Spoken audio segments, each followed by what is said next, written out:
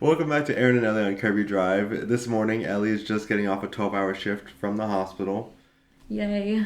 I was not going to let her get out of two in a row, so here we are. Here we are, against my better will. How are you feeling? Wiped. I'm okay, though. Yeah. I'm alright. I'm here with my Will Anderson shirt. Mm-hmm. So I said I would wear it, and here it is. The bowl. The Texans bowl. Mm-hmm. Commonly mistaken for a basset hound. Yeah, that's what it looks like. Mm-hmm. So, I couldn't disappoint. So if I say something offhand, I'm sorry. Yeah. I formally apologize. Okay. You're formally apologizing ahead of time. That's always a good thing to do. Preemptively apologize. I'll probably just be more like all over the place. Yeah. That's okay. That's good. That's good for content.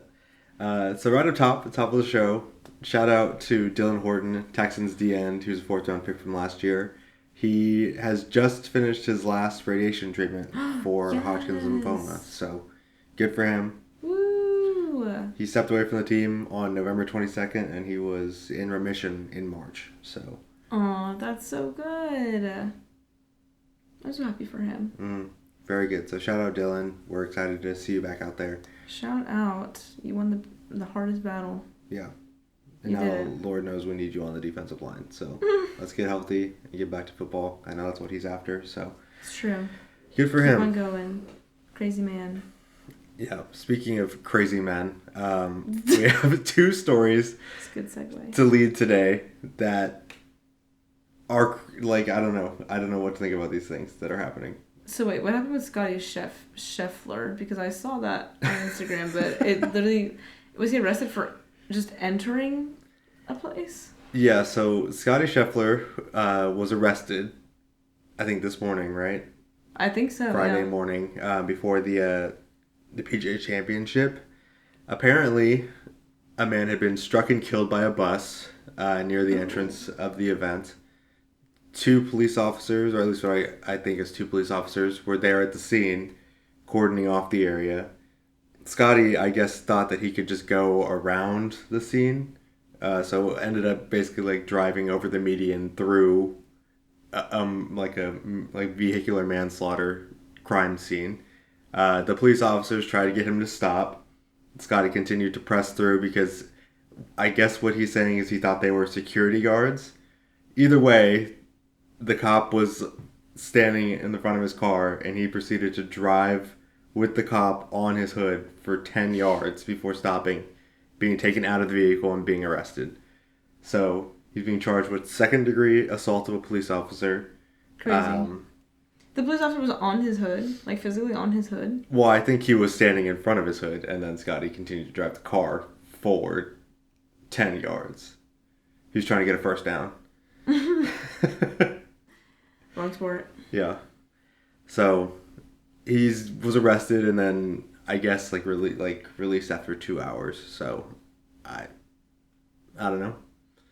It's a pretty crazy story. That was pretty wild. There's really no excuse after that. You can't be like, oh, I thought there were security guards when they're literally running them over. Yeah, like At that point, it's very clearly, hey, maybe they're trying to stop you. Yeah, Or like they wouldn't be in your way. if it was a security guard, could you like? You're lucky I didn't hit the gas harder. Like normally I run over security guards at 70 miles an hour. So Oh my gosh, please.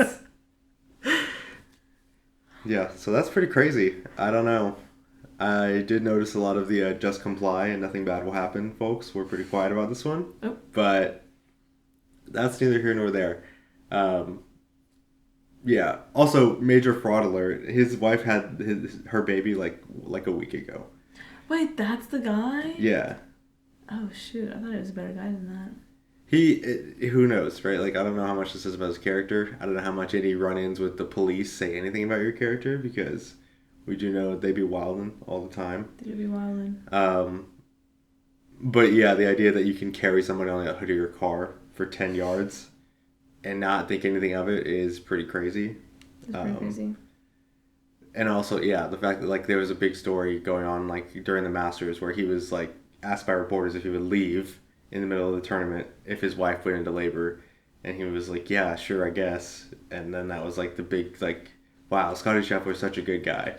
But, like, his wife was not even close to giving birth at all. Like, 3 weeks after the event, she gave birth, basically. So, it didn't really mean much. Hypothetically, she could have given birth, but hypothetically, so could one of my friends that I work with. Because she's, like, at that stage right now, so. Yeah. So, Scottie's wildin'. I don't know if he's even playing today. I would imagine he probably is, just because that's usually how it goes. I guess. Yeah. Some people will probably riot about it or something, or say, like, he has to play. Yeah. Your Honor, I have a tea time. I need to go. So, who knows? Also, if you hear any sound in the background, the cats, again, chose now to start playing, so we will just try and push through. Hopefully it's not too loud. I know you could hear it on the last podcast episode. Pretty loud. Dang. But... What were you doing? Inciting violence? I mean, yeah, I must have hit them with my car and drove them 10 yards, so... Makes sense. So, yeah, outside of Scottie using the police officer as a sled blocking drill, we also have Harrison Butker, kicker for the Kansas City Chiefs. Honestly, one of the craziest stories I've read in a while. Like, my jaw was on the floor whenever I read the comments that he made at a commencement speech he was giving over the weekend. Yeah, but then I read what school he went to, and I was like, nah, that's not too off-brand. I was in the Shipley's drive-thru when I read it. And I was like, what in the world is going on here? Who let this guy get up on the stage? I don't understand. And then I was like, oh. Mm-hmm. It's like a small Catholic school, which is kind of on brand a little bit. Mm-hmm. Which, I'm not trying to make fun of Catholic people. Some of my really good friends are Catholic. But I would say, like... I can say it. I have Catholic friends. No, not as, like, an excuse, but, like, saying I love Catholic people. Yeah, I'm a Catholic person. You grew up Catholic. Yeah. And now you're not. I guess. Yeah, that's true. I was baptized in the Catholic Church. Stolen valor. Yeah, so I never got confirmed, though, so it is stolen valor. Mm-hmm. I didn't RSVP, yes, I guess, is what that equivalent is. Yeah, basically. So, tell us what happened. Tell us the gist of the story. Oh, so sorry. Yawn. Lock in right now. Maybe he was right. Please. He should just see the work I put in. Basically, what he did was he was talking at this commencement speech, and he was bringing up topics about, like, women, about people in the LGBTQ community, and just kind of, like, what their... I read more on, like, the women's end of things. I'm very interested to see what he says about the LGBTQ people. Sorry, got distracted by the cats. Yeah, no, I'm very interested to see what he said about the LGBTQ community. But about the women's side of it, yeah, pretty crazy. Basically just saying, like, women, their role is to just, like, be married and to produce children, and that is about it. And so, and even saying, like, all, like, there's women here. Yeah, this is what he said. I want to speak directly to you briefly because I think it is you, the women, who have had the most diabolical lies told to you. Diabolical is actually crazy. I know, I was like... to use that seriously? Diabolical. I say diabolical sometimes whenever I'm talking about, like, Jamal Murray throwing a heat pack on the court. But he's using it like he's actually, like a 1950s, like, comic book character. Mastermind plan. Like, someone, like, crafted together this, like, intricate lie. It is just, like... is groundbreaking how, like, evil it is. Yeah, diabolical, like, in, like, the biblical sense. Like, I think that's what he's going for here. And then he continues to say, how many of you, speaking to the women, are sitting here now about to cross this stage and thinking about all the promotions and titles you are going to get in your career? So some of you may go on to lead successful careers in the world, but I would venture to guess the majority of you are most excited about your marriage and the children you will bring into this world. So that's just crazy to me, because it's like these women are like going to college and getting degrees, and they like, if they, I don't know, I know a good portion of women like will get degrees and then they will decide to have a family and then let that degree or job or something sit on the back burner for a minute or two while they raise children and then go back, or they're content where they are and they stay there. And none of this is to say that women shouldn't be homemakers and that women shouldn't have children and shouldn't be excited about getting married.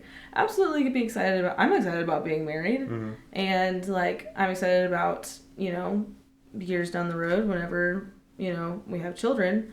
And it's okay, he's dramatic. He's always dramatic whenever we talk about kids. But like I'm excited to like have kids one day. But but like that's not my sole purpose, you know? Like I feel very called into my vocation of nursing and like helping and serving families there. And like that to me is very fulfilling. And to be like, well, no, like, I mean, you know, you'll get, you know, you may be thinking about like promotions or whatever you may get, or you might be successful, but I can guarantee you right now, the thing that you most are excited about is marriage and children. I can 100% guarantee that.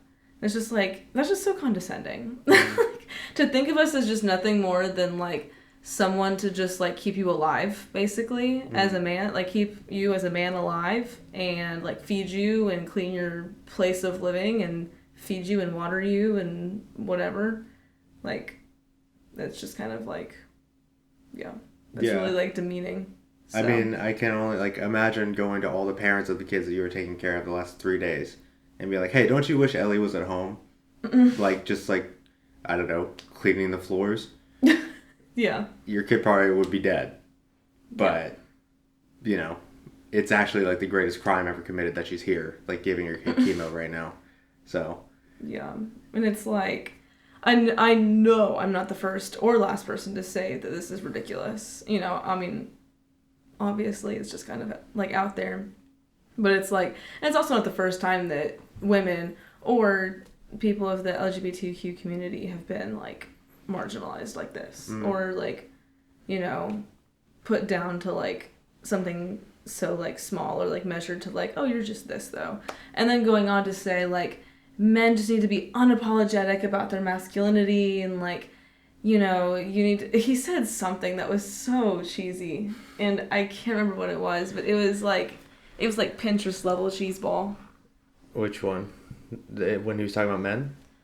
Do hard things. Oh, yeah. Like, oh my gosh. Do hard things. That is the most Tumblr thing I've ever heard. Yeah, so the other thing, before we get to what he said about the men, which is where I can probably give some insight, he also, like, the thing that I found most insulting about all of this, which there's something to be said because the crowd seemed to enjoy what he was saying. I don't know if the women were all clapping as loudly as some of the men in the room were.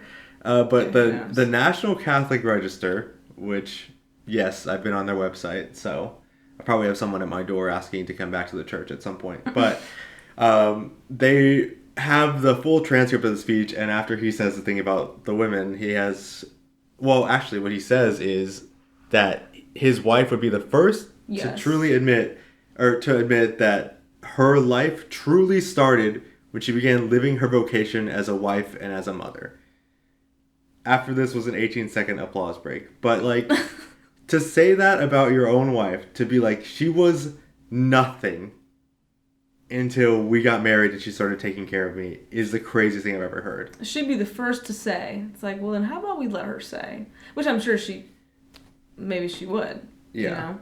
And, I mean, some people really feel like that, and that is okay. But to just put that blanket over women as a whole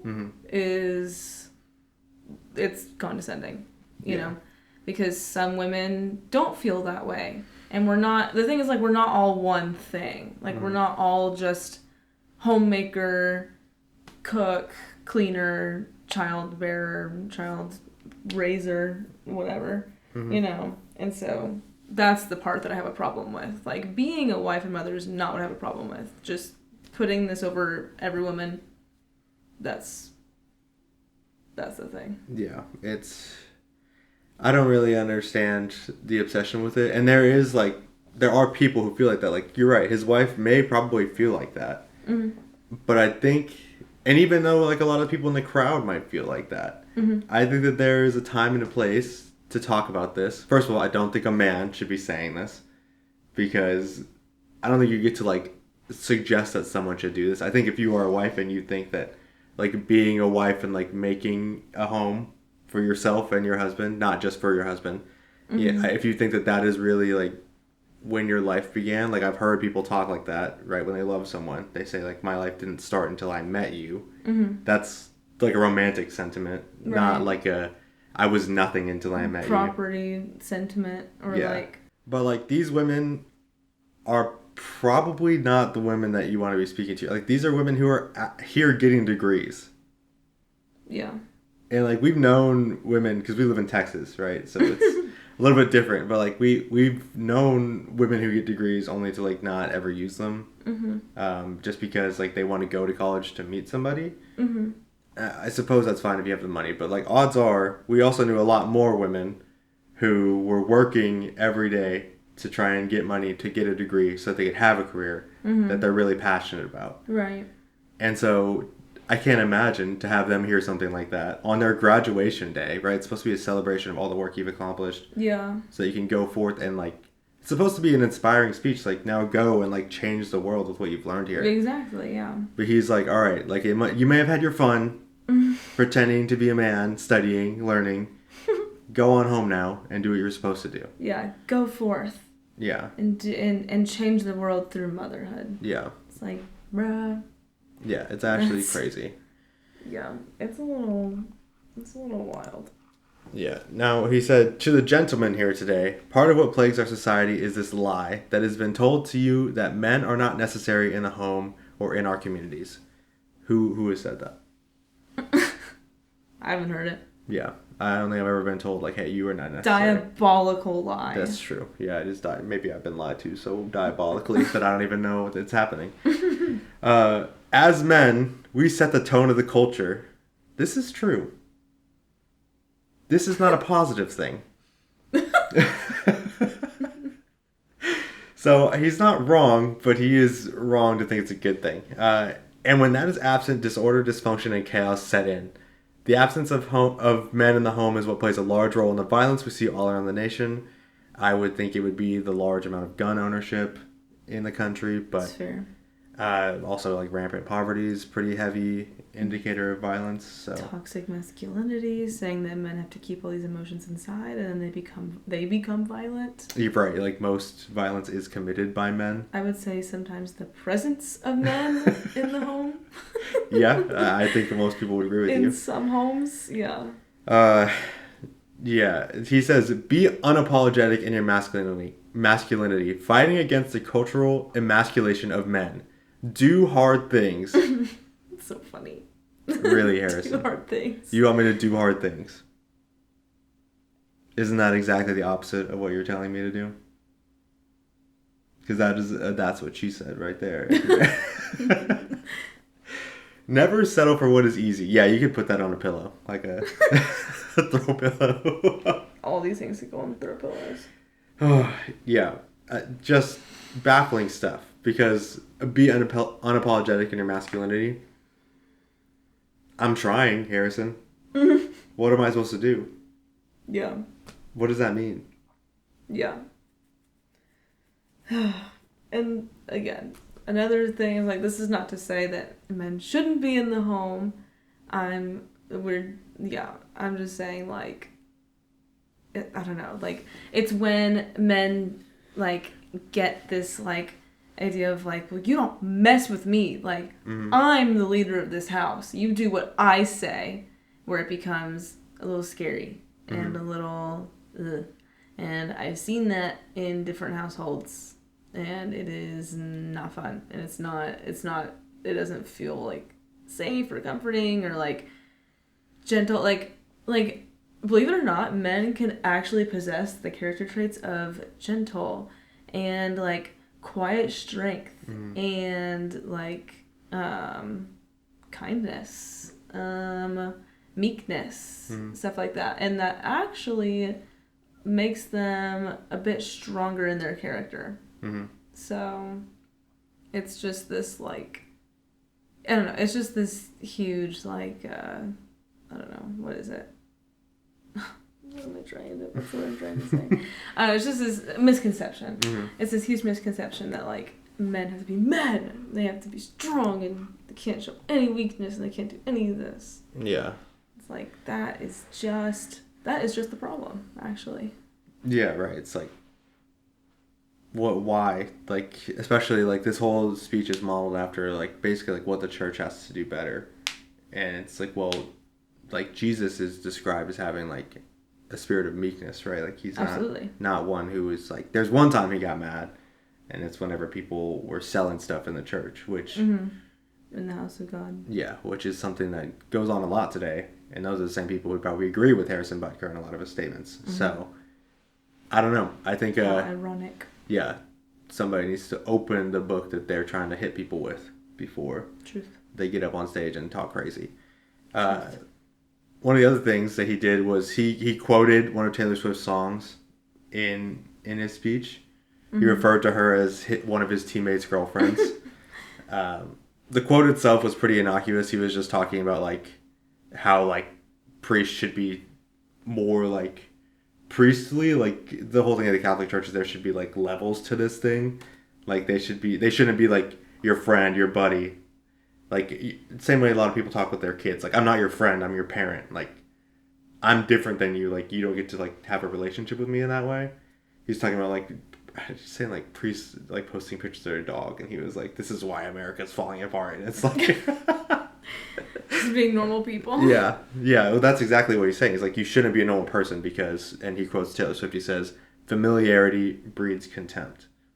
So he's saying, like, if I know you, basically, I don't respect you anymore. Which is a you problem, right? It's not like a... Yeah, I feel like that's definitely something that comes back to you. Yeah. But... That's crazy. The fact that he's referring to Taylor Swift, not only as, like, his teammate's girlfriend... Yeah. But also, like... The fact that he's referring to her in this speech... Where he clearly disagrees with how she's living her life. Because she's not a mother. She's not married. She has a career that is more successful than anyone's career has ever been. Yeah. And she... is very close to the team. And she's like a feminist figure. Yeah, which remains to be seen. Like, you can debate that in feminist circles probably, but... Probably. To people who are on the conservative side of the spectrum, yes, she is basically a communist. So, it's... So, yeah, I just think that's really weird that he would turn around and say, like, what is he going to do when he gets back to camp? Like, they start in a couple days. Yeah. No, that's what I'm saying. Like, you're saying all this stuff, and, I mean, you said stuff about women, you said stuff about the LGBTQ community, and, like, I don't want to make assumptions here, so forgive me, but if you're making these statements about these things, I can only assume that you have certain opinions and feelings about other minority groups. And they're, like, a lot of these teams, these NFL teams, have a lot of minority groups in them. And it's like, how are they going to feel whenever you're making all these statements? Like, they're going to feel like you see them as, like, less of a person, which I don't know if you do or not, but... Well, he did make a statement talking about how diversity, equity, and inclusion is equivalent to tyranny. Yes, I did see that too, which is, yeah, that basically speaks for itself. Yeah. I think that basically gives it away. Which, yeah, how can you go to your teammates and just, like, look at them in the face again after that? It's like, dude, like, that's how you see me? Like, that's ridiculous. Yeah. Oh, there's Patrick Mahomes. He's only here because he's half black. Like, God, I really wish I could play with Tom Brady back in the day. Like, yeah. Hey, Patrick, could you separate, like, the white half of yourself and let him play the game? I think he'd be better. And I think he'd be more deserving of the spot. Like, for sure. He's probably put in the most work. Yeah. He's just a hard worker, first in, last out. So let him come to the... You know what? It's him this season. Yeah. Oh my goodness. Not only that. Absolutely crazy. Not only that, but like his wife is like a businesswoman. Patrick Mahomes' wife. Mm-hmm. Brittany is a businesswoman. I'm sure a lot of his teammates' wives are not just homemakers. Yeah. A lot of, like, Kyle Juszczyk's wife. I was just about to say, yeah, she makes her own clothing lines mm-hmm. and stuff, and jackets and custom things, like very creative. So, like, there's a lot of people, and again, there's a lot of people in the NFL. There's only been a couple of openly gay players. Mm-hmm. I think one or maybe two. I know Michael Sam was the first one to be drafted. Mm-hmm. But, like, there's a lot of people in the NFL. It is very unlikely that all of them are straight. Like, there's nothing confirmed about anybody, and I don't want to, like, speculate, but mm-hmm. there's a very low chance that you're not hurting someone very deeply mm-hmm. who is having to hide their true nature because people because like this run rampant in the league.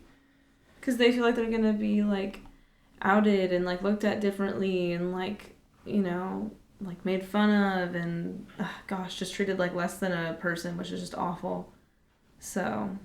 Yeah, and in his speech, he basically was saying, like, you should be, like, a proud Catholic, but not the deadly sin sort of pride that has an entire month dedicated to it. Clearly referring to Gay Pride Month. Yeah, that's crazy. Which is, I don't know, like, why Butker is adding to the DEI debate, saying, like, the world around us says that we should keep our beliefs to ourselves whenever they go against the tyranny of diversity, equity, and inclusion. I don't know that anyone is saying you should keep your beliefs to yourself. I just think that, like, if you choose to voice them, understand that we know who you are now, and that's not someone that people want to be around. Yeah. Like, yeah, and the thing is, like, I wrote that down to say, too, like, he can think all these, like, he can believe all these things. Like, these are his beliefs. And his thoughts, like, no one's gonna try to change that. If they are gonna try to change that, good luck, because it's not gonna happen. You know, like, this is you, boo. Yeah, you're 28 years old already. Like, you should know better. It's like, you're just gonna be who you are, but, like, dude, for a commencement speech, when you're a player in the NFL, you represent things, like, you've got to be more careful. You've got to be more, like, I don't know, compassionate. Yeah. Maybe at the very least, you just have to be aware. Mm-hmm. You know, like you know, again, he was probably biting at the bit to, like, have this opportunity to like speak like this. He was probably very excited to be able to express his thoughts and feelings about all these things. Which, is just kind of like, dude, why would you say this? Yeah, the NFL is pissed because you just spent the whole last season, like, trying to get more of a female audience. Yeah, exactly. And that's another thing, like, okay, the team, and on the team that is, like, primarily, like, leading this charge. Yeah. And it's like, okay, great. So, like, that's all you see us as? Awesome. But, like, if anything, I don't know, at least for me, I feel like coming back stronger, being like, I'm definitely a football fan. I'm definitely I have a job that I love and I will go to, and I work full time, and I still have time to, you know, do other things in my life, and I'll prove to you that, you know, that's not all I am. You know, it can be a part of who I am, but that's not all I am. And it's really disrespectful for you to, like, put that on every woman. And so I hope that it similarly affects other women, and just kind of pushes them to be like, no, you're wrong. Yeah. That's not okay. So. Yeah, I think that's a good point. I think that if you are someone who has just recently gotten into watching the NFL, do not think that is something that a lot of people, I'm sure it is the opinion of a lot of people who watch the NFL, but yeah, we would like to change that. Like, there are communities where you can be who you are and not feel like everybody there is angry at you for being a woman, a member of the LGBTQ community, someone who, like, is a minority in other ways. Like, those are not things that are universal just because someone like this, who, you know, only has 3 Super Bowl championships because he plays on a team with Patrick Mahomes. Yeah. That's the only reason he has this platform, is because someone who is a black person with a wife who has a career, and because of his other teammate, Travis Kelce, who is dating one of the most powerful women in the world, that is the only reason that he has this platform. And he chooses to use it to turn around and attack them. Yeah. That's foolishness. That does not speak for the rest of the league. So. Yeah, that's very foolish. There was a quote that reporter Lisa Guerrero said. I thought it was funny. She's like, "Hey, NFL, if you want to continue to grow your female fan base and any other marginalized group, straight white men are already watching your product. Come and get your boy."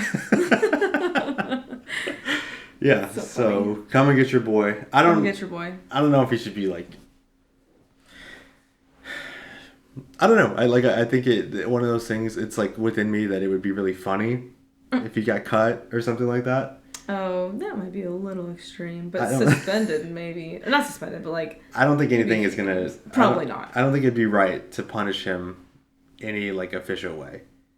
But I don't know what I said this about. I think it was like John Gruden, whenever he was like caught saying like the N-word a bunch and like all of his emails, talking poorly about people on his team. Like, the bottom line is, he doesn't... I don't know if he's going to get fired. I don't know if he's going to get cut. I don't know if he's going to get like suspended.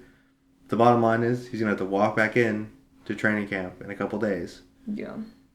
And he just can't be upset when people look at him differently. Yeah. And that's really his punishment here.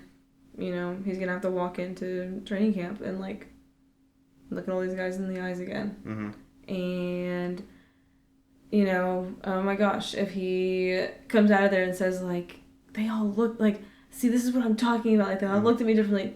Don't you dare do that, because this is your fault. Yeah, this is entirely your doing. This is literally all on you. And it's like, how do you expect people to be like, to roll over and be like, oh, like, thank you for sharing your opinion. Like, all right, now go kick this field goal for me, please. Like, no, you've said some pretty hurtful things. Yeah. And the thing is, you have to realize that it's hurtful. Like, you can't just be like, well, that's just my opinion. That's just my belief. So, like, you know, like, suck it or whatever, you know.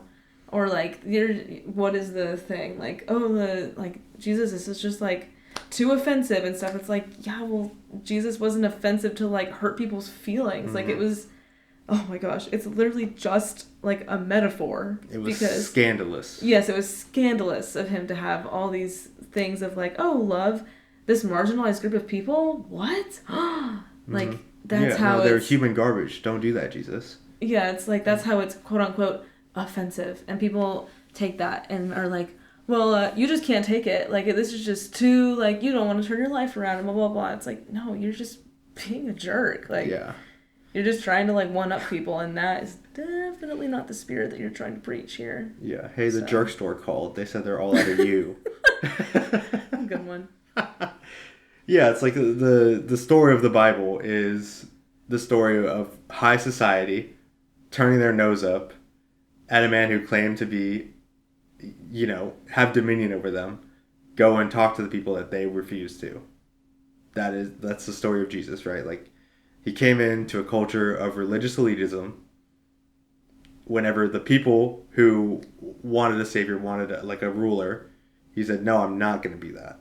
And he came in and he talked to people that they didn't want to, that were seen as unclean, unredeemable, like human garbage, and he changed their lives. And that's what was like, the Pharisees and all of them were like, why are you doing this? This is not right. Yeah, women being one of them. Yeah. This was what was offensive about the gospel of Jesus.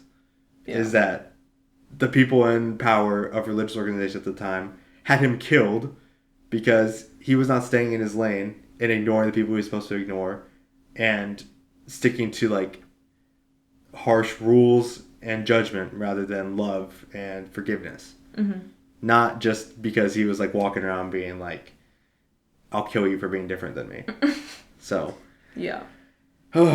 I don't know. I think the NFL's already issued some statements being basically like, that's his thing, not ours. Yeah. In like 3 different ways they've said that. Yeah. I think that it would be great to see some other, like, I think it'd be great to see the Chiefs issue a statement. Some of the other players on the team be like, yo, we do not rock with this. But again, that's putting them in a difficult situation because they got to work with this guy. You know, like when I go to work, there may be people I disagree with. But, like, I just don't talk to them. And just try and get through my day without speaking to them. And that may be, like, I can imagine, like, having to be like, okay, let me make a statement about how I don't like this guy before I go into work. Because that's going to create, you know, conflict and tension. So, I don't know. It's a complicated situation. And, again, he's put them in a really bad spot. Because it's not fair to them either. That they have to be like, okay, answer this question by Harrison Butker, please. I know, then they're thrown off their game. It's like, not only did you just do more importantly, not only did you do a disservice to these people as people, and like, just like say ridiculous things about like minority groups of people, but you also made it harder for your team to perform at the best level that they can, because now they have this at the forefront of their head. Yeah. So, and also just one little thing about the women's statements that he made, but like single mothers, anyone? Yeah. People who have been through a very unfortunate situation, victims of abuse. What other?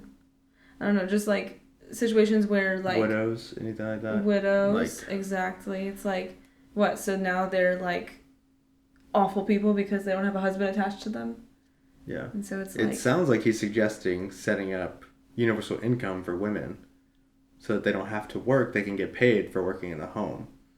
Which, Harrison, if that's what you meant to say, I'll agree with you and say, yeah, universal income does sound like a good idea. We should implement that. But if you're just asking them to stay home for no pay and just like not receive any money so that they were trapped financially with their partners, I don't know what you expect me to say. Foolish ideas. But we'll move on because I don't like him anymore. Well, he was already a little bit weird, but like I really don't like him now. I'm sure we're all feeling the same things. Again, we're not the first or last people to have disagreements with what he said. Yeah. But speaking of foolish people, the NFL released their schedule this Wednesday. And we'll talk about the actual games in a second, but I want to tell you something that I was listening to on the radio. So when I drive into work, I am oftentimes listening to Sports Radio 610 here in Houston. And it was during the In the Loop show that they have. I don't remember the host names, I'm sorry, but they do this schedule simulator every year where they basically like go through the schedule and talk about the scores, the headlines from the game, all their predictions. But it's not like serious, because some of the highlights, when the Jaguars take on the Texans in week 4, they were predicting that Trevor Lawrence would be carted off 5 separate times. Carted off is crazy. And still finish the game. That's wild. Just because they're making fun of him for always like getting hurt and screaming and crying and throwing up and then coming back in the game to finish it.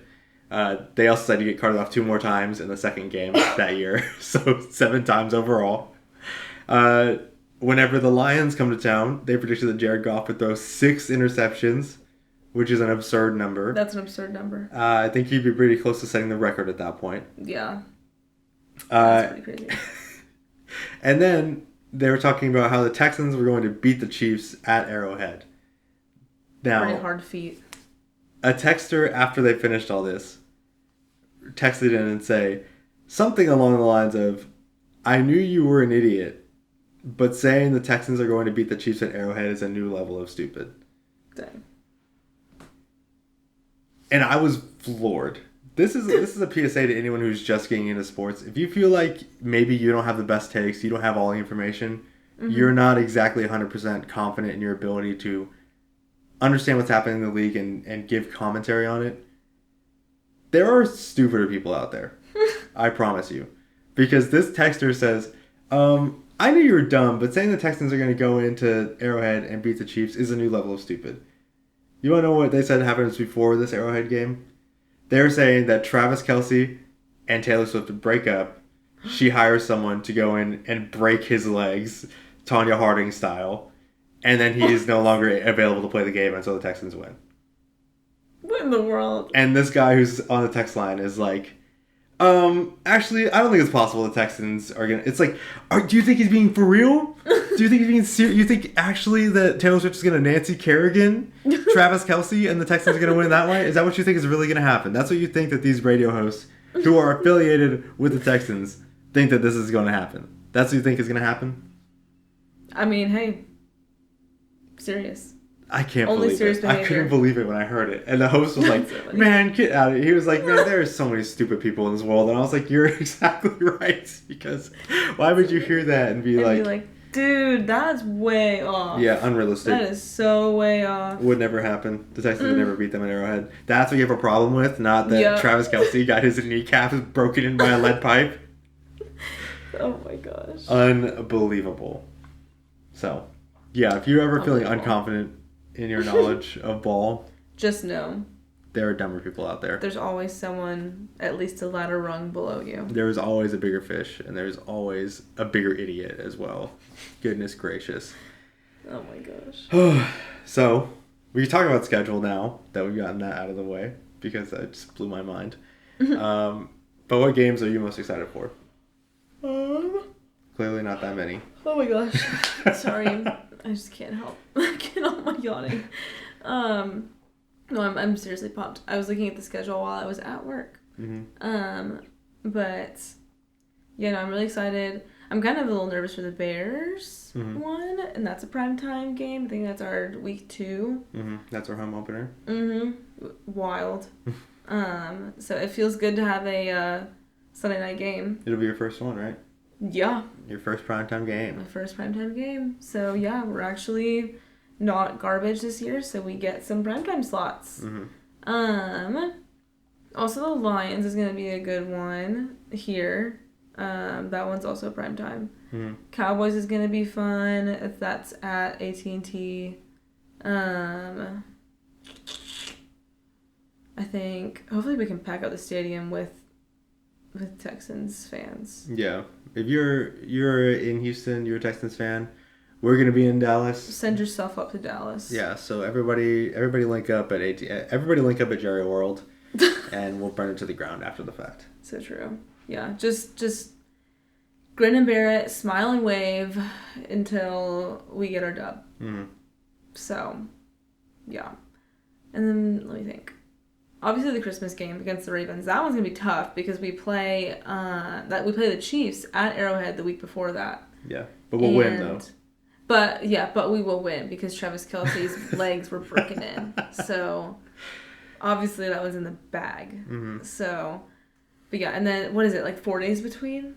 Yeah, the 21st we'll play the Chiefs on a Saturday, and then that Wednesday on Christmas like afternoon night, we'll play the Ravens here. That's gonna be brutal. Yeah, it's gonna be tough. Very brutal. I also work on Christmas. You work on Christmas? I do work on Christmas. Oh no, so you're not gonna get to go? No. Oh my goodness. I'll have to watch from the hospital. That is a nightmare. Well, maybe I'll take Brendan. No, I can't take Brendan. He's a Ravens fan. Oh, yeah, don't do that to yourself. Or maybe I should, because we'll beat the crap out of them, and then he'll be sad. He'll be on suicide watch afterwards. Yeah. Other games around the league. One that I was surprised we didn't get in prime time was I was really hoping the Cowboys and Texans would be on Thanksgiving. But can't give us 2 holidays, I guess. Yeah. Yeah, and so we have to watch freaking, I don't know, Dolphins and Jets are playing Thanksgiving night, I think. I don't care. That's crazy. Week 1 is Ravens and Chiefs on Thursday night. So that'll be a good game. That's the debut? That's an AFC Championship rematch. No, for real. So that'll be exciting. I think that will be exciting. The Jets have 6 primetime games. I know. Just like they did last year, I think. Hopefully Aaron Rodgers can pull his Achilles together. Yeah. For one last go. They're playing again on Monday Night Football, I think. That is so funny. which I can't wait for what the internet says about that. Yeah, if you're new to the league, which is who this podcast is for. It's true.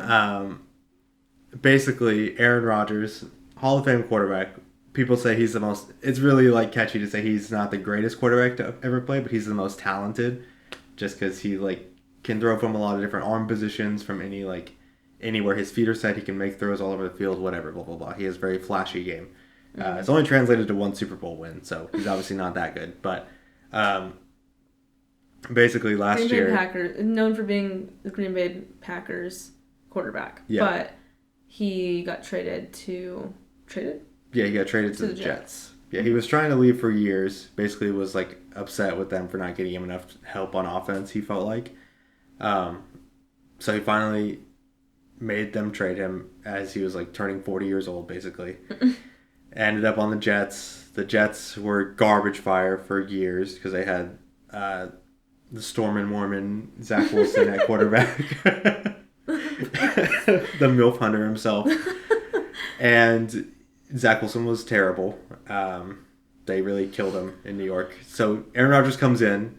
They have a really good defense. They have some pretty good receivers that they just drafted recently. And so they were Super Bowl contenders for whatever reason. The whole offseason leading up to last year, people were talking about Aaron Rodgers and the Jets. They're going to surprise people. They had the first... This is their year. Yeah, they had the first Monday night game that year. Aaron Rodgers comes out. I think it was... Maybe it wasn't like on the anniversary of 9/11. It was like pretty close to it. But they, for whatever reason, they were all running out of the tunnel carrying American flags. Aaron Rodgers runs out of tunnel carrying the American flag. And like 4 plays into his playing career as a Jet, he tears his Achilles and is out for the season. So... Oh, that's so funny. For the rest of the year, we had to watch Jets games in primetime with an assortment of different quarterbacks playing for them. Just so many different things of what? I forget his first name, but Saleh? Robert Saleh, yeah, just literally throwing at anything and then like also making fun of Zach Wilson and just like calling him a loser, but then like, oh, but you're like our only hope. But like also you like suck at football. But like, can you play for us? Mm-hmm. Yeah, it was a circus, and then the whole time Aaron Rodgers was talking about coming back, basically saying like he was going to do like he's very big into alternative medicine. He's kind of a freakazoid, but he was going to be like the first person to come after an Achilles injury during the season. Because of that, the Jets didn't trade for another quarterback to like try and stay competitive. He never came back. It was a train wreck. So it was a pretty big train wreck. So it would be the funniest thing in the world if a second plane struck his Achilles on Monday Night Football to open the season again. The other Achilles. I genuinely think there's a Daniel Tosh bit about like, don't say 9/11 didn't ever do anything for us. Like now you don't have to think about what month September is. Hey, what month is September? 9. I haven't used it for August. 9/11 minus 1. That's what he says. He says, I think that's worth a tower. Please. Now, if Aaron Rodgers loses his Achilles twice, I think that might be worse than one of the towers for New York. Not both. Please. Not both. Oh my gosh. But I think if you ask a Jets fan, they might say it was worse than like one of them going down. So... Jets fans, sound off, because we need to know. Yeah, let us know. What do you think about that? But I think it might generally be worse for the city of New York. That is so crazy. Yeah, other than that, I think they're still holding Germany accountable for the loss in World War I. The games that they've scheduled over there, it's nothing short of like a hate crime, I think. Let me pull up Who are the international games? Let's pull up the international schedule. So, notably, I know the Jags are playing 2 weeks in a row as they begin their move to London. 2 weeks in a row? Yeah. So, they will be playing... they're just going to stay there for a little while. You should just do NFL. Oh, my goodness. Let's type in NFL. Sorry, football would mean something else in international. Sorry. My bad, guys. So... The NFL has 5 games in 3 countries this year. first of all, week 1, they're going to have a Ooh. game in Sao Paulo, Brazil. Green Bay Packers versus the Philadelphia Eagles. That would be a lot of fun. That would be really cool. I don't think the NFL's ever played a game in Brazil before, so it'd be really exciting.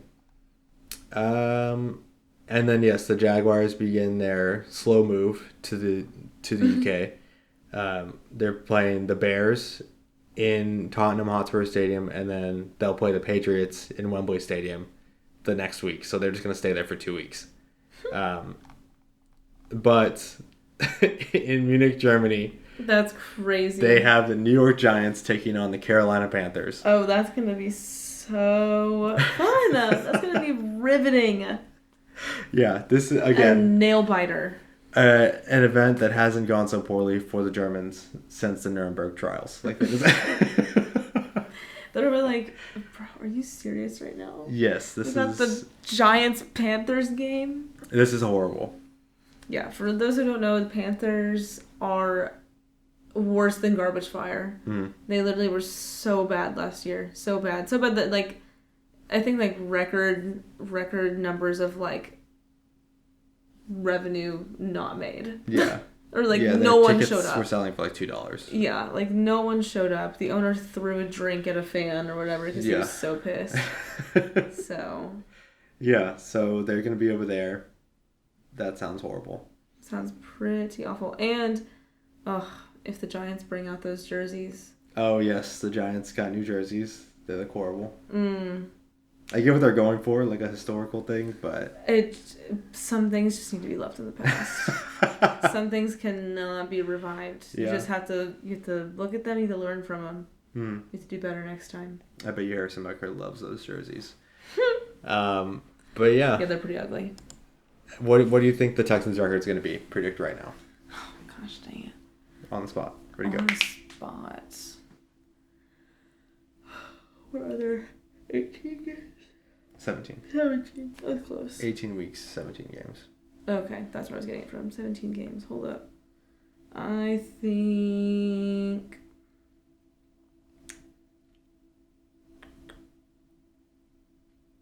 12-5. 12-5. Okay. Yeah, last thing about the schedule. The Chiefs are playing on every day except for Tuesday. What? They're playing Monday, Wednesday, Thursday, Friday, Saturday, and Sunday this week. They're playing a game, or this year, they're playing a game on each of those days except for Tuesday. Yeah. So, any routine that they've settled into, forget it. Throw it out the window. Yeah, that's true, I guess. Recovery, playbook install, forget about it. You just gotta I don't know. Good luck going to your house. Yeah, just be ready to go play a game whenever, because you never know when you're going to have to do it. That's crazy. But yeah, we're looking forward to the NFL. I think OTAs are getting started here. Organized team activities and mandatory mini camps are starting here at the end of May. The rookies are completing their mini camps right now, or have already completed them, I think. So, I don't know if you saw like Dan Orlovsky with the Texans playbook from 2008. Maybe not. It's like a binder like this, thick as like a dictionary, and basically it's like learn the whole thing before your rookie mini camp. It's ridiculous. If we had more time, we would get into it, but it's actually sick in the head what they have to go through. Yeah, that is pretty sick in the head. I was just looking at like the huddle page that they had like describing all the terminology, and I was like, I don't know if I could learn this ever, let alone in time for training camp. So that's wild. Props to them. Speaking of rookies, dang, the segues are going crazy today. Let's go. I'm like Paul Blart Mall Cop. Stop. There you go again, laughing.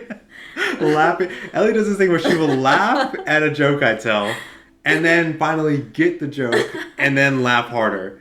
And I don't understand why she does it so often.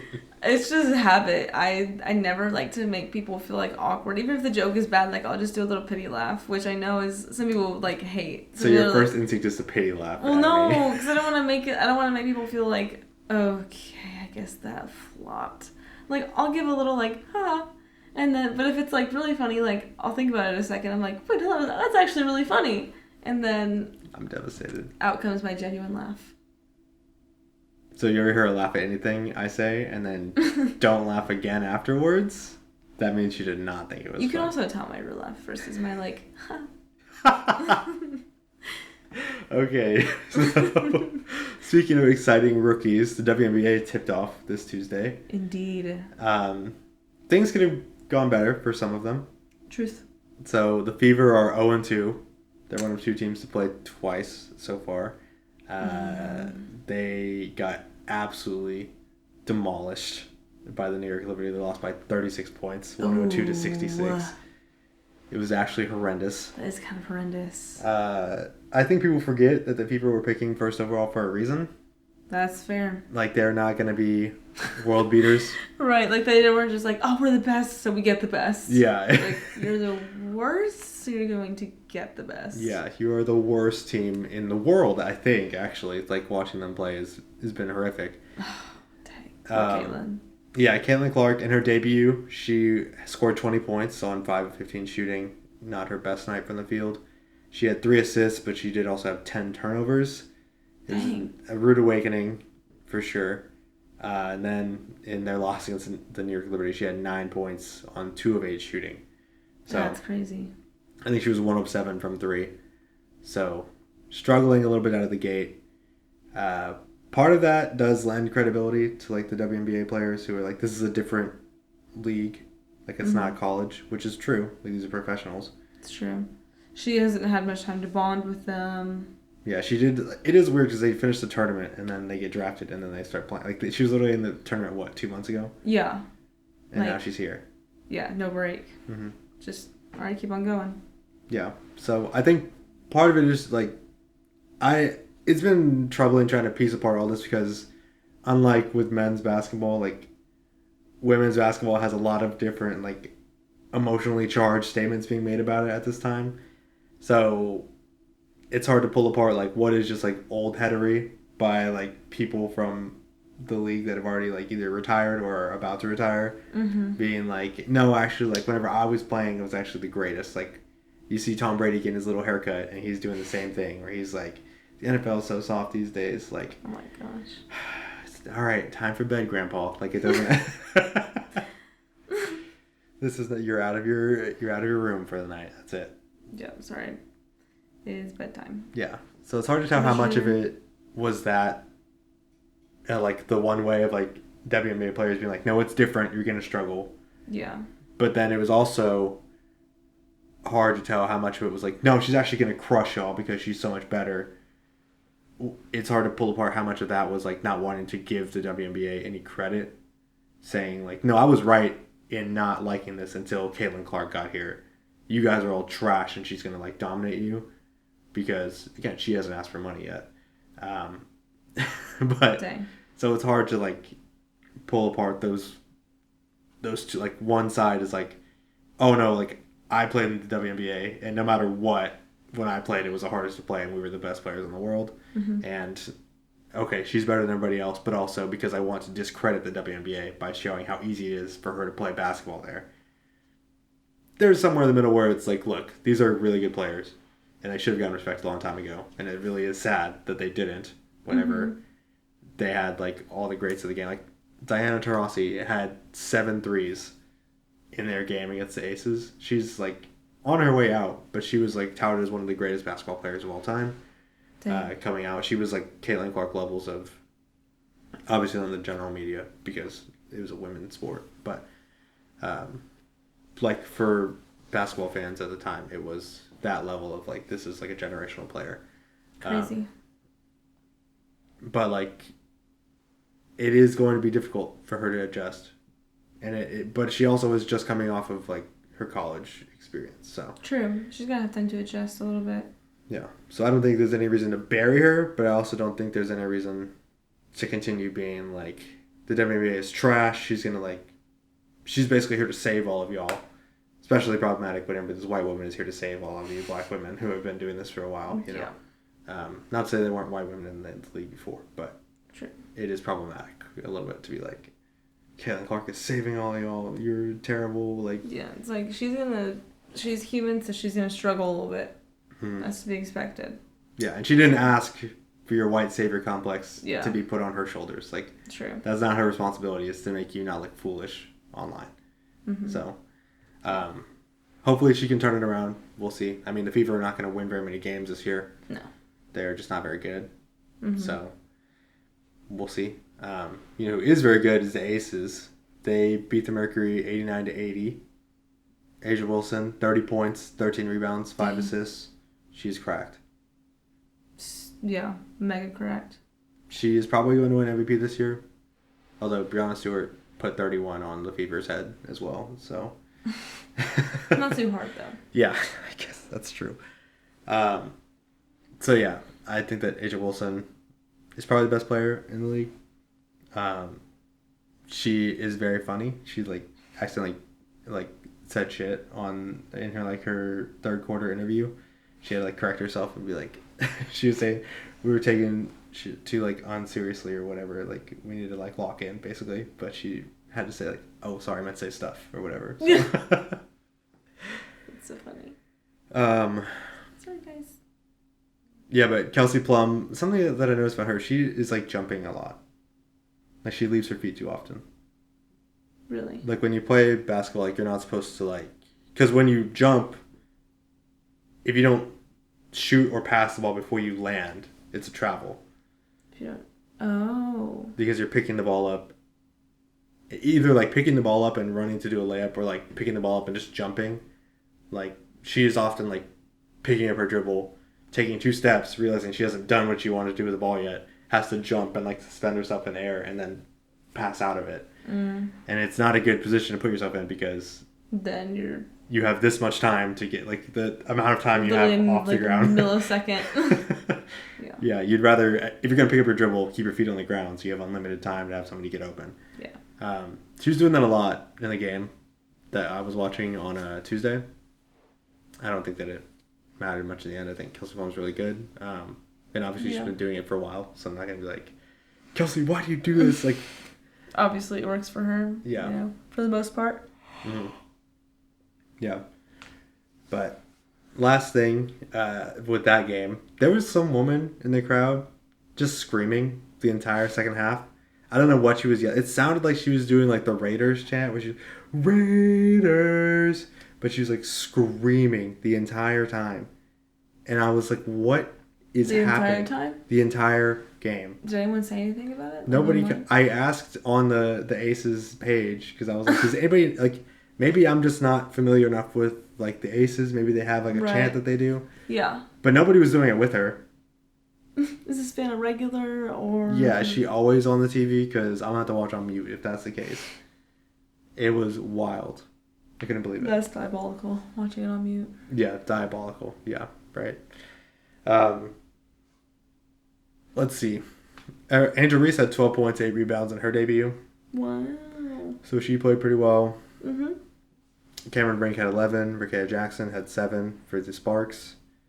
The other players didn't really play much. Aaliyah Edwards did have 6 points and 2 rebounds, so she had a pretty good outing. Alyssa Pilley and JC Sheldon, though, hardly played. Had about 10-ish minutes each, and Alyssa Pilley didn't score. JC Sheldon scored 2 points. So, slow start. I was hoping I could watch Kate Martin and Daisha Farragut in the Aces game. Mm-hmm. But the Sun, or the Mercury cut it. I keep wanting to say Suns when I think of Phoenix. The Mercury cut it to 3 within the last 2 minutes. So the score box, the score is a lot closer than I think it's both a lot closer and a lot more, a lot farther apart than I think the game was. Because the Aces were dominant for the second half. They let them get all the way back into it, and then they kind of pulled away. Yeah. So they didn't get in the game, unfortunately. But hopefully they'll get some playing time here pretty soon. Yeah. Cameron Brink did really good. I saw some highlights from her game. She had a really good sequence going on at one point. Mm-hmm. I feel like she's really good about being open and passing the ball whenever she needs to. Mm-hmm. Just kind of being, I don't know, kind of there whenever, she doesn't have to take it to the rim, or she doesn't have to all right, I guess I'm just gonna shoot. Mm-hmm. She is hey, I can be open over here. I can pass to you who's open over there. I can, I'm just versatile, moving all over the court. Yeah, she's a playmaker from the post for sure. But yeah, we're excited to see how that goes. I think the Aces will repeat probably. But the Liberty looked really good, so we'll see. Like that baby. Not the baby. Liberty, Liberty, Liberty. Liberty. Yeah, finally, we're going to wrap up with the men's side of the association. The draft lottery was this week for the NBA. The Rockets got the third pick. They had a 5.2% chance to do that. The Hawks got the first overall pick. Which I don't even know who the Hawks are. The Atlanta Hawks. Trae Young. Oh, Trae Young sounds familiar. They got the first overall pick. They had a 3% chance to do that. Dang, and they got it. And they got it. It might not matter much because this draft is like one of the worst in recent memory. Like, there's not a clear number one player. Last year it was Victor Wembanyama, the greatest prospect we've ever seen. The year before that was, I think it was Paolo Banchero. The year before that it was Cade Cunningham. I think I'm missing somebody in there, but like, there's been a consensus number one in a lot of these drafts. So for the Hawks to get this one, be their like lucky lottery pool, is so funny. It's pretty crazy. Because the way the NBA lottery works, sorry, I should explain it, I guess, is rather than like the NFL does it where you just pick in reverse order of the way you finish. So if you finish the worst record in the league, you get the number one overall pick, full stop. Nobody's going to take that from you. Mm-hmm. There's no chance you won't secure that pick unless you trade it to someone else. For some reason. Like the Panthers did. RIP. Yeah, R.I.P. But in the NBA, to prevent people from purposely losing games to finish in that worst spot to secure that number one overall pick, they say, okay, well, like, finishing with the worst record is not going to guarantee you anything.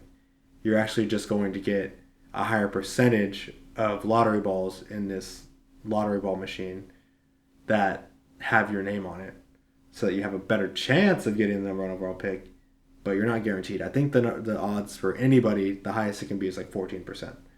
Dang. And I think that the worst and the second worst team have those odds, and it goes down from there. So, dang.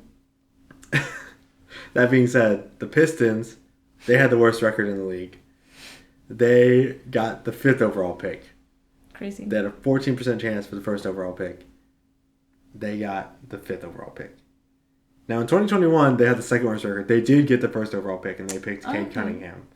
But in 2022, 2023, 2024, they were in the bottom 3 of the league, and I think they got like either the 4th or 5th pick every time. That's kind of crazy. Literally getting ruined by the lottery every single year. Ruined. There's no other way to explain it. That is just so tragic. So, yeah, maybe don't rely on being a bad team in the NBA because it will ruin you. So, I mean, it's not like a bad year to get the 5th pick because, again, like, there's not like a number one guy. But it is pretty funny to watch them get screwed over all the time. Only the Pistons. Yeah. Only they would get Can't screwed have over nothing like in that. Detroit. Real. Lions, though. Watch out. Yeah, well, Jared Goff is throwing 6 interceptions against the Texans, so. That's a little unrealistic. You must be really stupid to think that. Like, actually. Oh my goodness. Yeah, we'll wrap up with talking about some of the playoff series. The Celtics take care of the Cavaliers. Peace out. Everybody's pissed off on the Cavaliers. They weren't going to make it past the second round. Yeah, I don't know what they were thinking, but like... I guess especially against the Celtics. Like, come on now. Yeah. But apparently, like, Jared Allen, he missed games 5 through 7 of their first round series, and then this entire series. Mm-hmm. Apparently, some of his teammates are mad at him for not because he had like a rib injury. They're mad at him for not getting like a pain injection. Dude. And just playing through it. Yeah. I don't know. What do you think about that? I mean, is he young? I think he's like 28, probably. I mean, I don't know. Gotta take care of yourself first. If you think you're gonna risk maybe hurting yourself more or pulling something else or whatever, like, that's your livelihood that you gotta look out for. Mm-hmm. So, I mean, of course you want to be there for your team and you're there to be a team player, mm-hmm. but can't be a team player if you're out of commission Yeah. long term. So, Yeah, and also you're not, like you said, they weren't going to beat the Celtics. No, it wasn't going to happen. So I wouldn't have, like, gassed one of my good players to just lose in the end. So. Yeah, so. The Cavaliers are done. Congrats, Dan Gilbert. You won one series without LeBron. You need him more than ever now. But meanwhile, Jalen Brunson and the Knicks, they destroyed the Pacers in Game 5. I think the stat is that the teams who win Game 5 go on to win 82% of the series that have ever been played. So if you win Game 5, odds are you'll probably win the series. Jalen Brunson, I think he scored 44 again. He's just unbelievable. They just with nobody out there. Everybody's injured.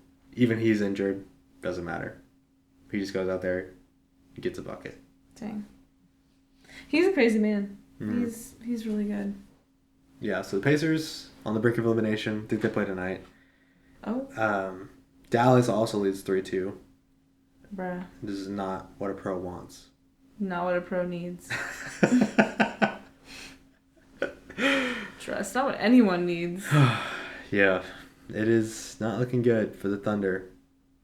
I don't know if I think they might even be in Dallas for Game 6. So, it is not looking good. And like I said, 82% chance that the Dallas Mavericks win. So. It's over. It's over. Ellie says it's over. I think there's still a chance. Ellie says it's over. Ellie's locking it in. Unfortunately, stick a fork in the Thunder. They're done. Unfortunately. Ellie says there's a little flat this year, but they'll keep working on it. They'll keep working on it. It's okay. I'm so tired. My eyes are like struggling to like. We're so close to the end. Push through. I'm pushing through. Come on. Lock in. Don't be like Jared Allen. You got to finish the game. Okay. Lock in. Finally, last night the T-Wolves beat the crap out of the Nuggets, beat them by 45 to force Game 7. Those are the two best words in sports. Game 7. Winner take all. Whoever wins gets a spot in the Western Conference Finals. Dude. Will be one of the last 4 teams. How do they go to 7 games? Well, literally, like the T-Wolves. So last week I was talking about how the series is basically over. I wouldn't be surprised if they had gotten swept before this time this week. But the Nuggets ended up winning 3 games in a row to go up 3-2.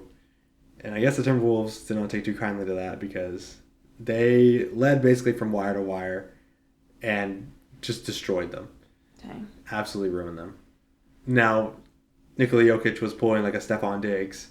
You know, that thing where you stand on the field and like look at the other team like celebrating. So someone will take a picture of you. He was standing on the side of the court like shaking his head, like looking all mad. And he's like, everybody's like, yeah, he's dropping 94, 35, and 34 on him. Like, he's scoring 1,000,000 points next game. And it's like, have you guys not learned your lesson yet? Don't do this. Don't ever do it. If you're a kid that's in Pee Wee football, if you're in middle school, if you're in high school, if you're in college, if you are about to get drafted, if you're in the minors of baseball, never get caught standing on the field looking at someone who's beat you because you are guaranteed going to lose the next game. And I'm guaranteeing that the Nuggets will lose this next game because of that. Yeah. This is just the way it goes. I don't know how many times. Stephon Diggs ruined the world, basically.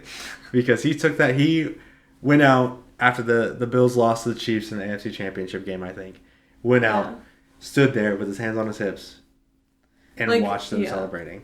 Yeah. Just like far apart from everyone. The camera angle was like focused in on him, but like blurred, like the celebration in the back with confetti and all the red and yellow of the Chiefs and everything. He's just standing there. Yeah. His red, white, and blue uniform. Yeah. And the first time, it was kind of hard, right? Like people were like, oh, he's going to be back next time. And then, you know how it goes. You get middle schoolers doing that stuff during like, they're losing their week 1 matchup with the middle school across the street and they're like, taking pictures of that like in low res quality and stuff and it's like, okay, you're done, we've ruined it, it's over. It is over. Do not drag yourself back out there. Lucky for him, he was still like, the game was still going on, but he didn't sit down the entire 4th quarter. He was like, who is going to capture this moment? Who is going to see me not sit down for the whole 4th quarter? Someone camera. Hold on, wait, I need to act like I'm not looking. Oh wait. So, yeah. T-Wolves are going to win by a million. T-Wolves by a million.